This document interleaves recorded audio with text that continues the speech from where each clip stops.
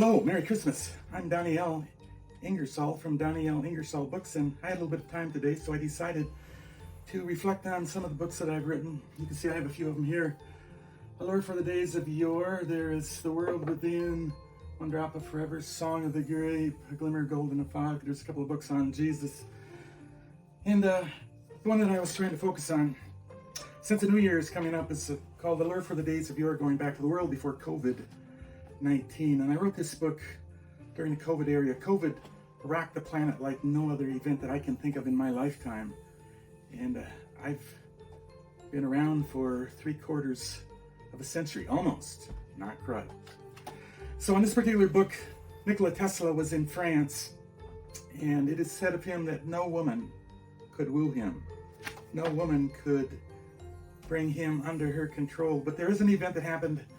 He was in France, and he was talking to some of his associates when the most famous movie star of the day came by with her entourage and dropped her handkerchief right in front of him. Now, being a gentleman that he was, he reached down, picked up the handkerchief, caught up with her, tapped her on the shoulder, and said, "Your handkerchief, mademoiselle." Now, was she able to woo him, even for a little bit of a time? Now, this book, it explores that. Another thing this book does, has a little bit of time travel.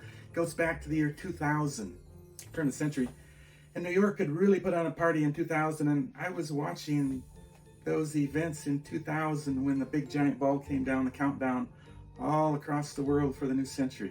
Think of New York today and New York back in 2000. If you could go back in time, perhaps before COVID-19, go back 25 years. In this book, you'll be able to do that. Now, I have a couple more things to say on that, but before I do that, I'm going to take a little bit of hot chocolate here.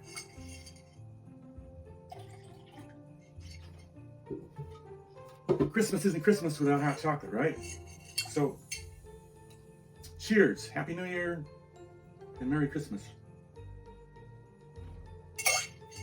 If you don't read this book, perhaps you are an author and you have written some books.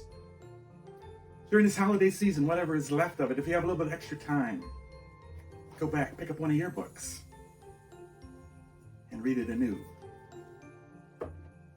See how your views have changed in the last little bit. Thank you, and Merry Christmas, and a very, very Happy New Year to you.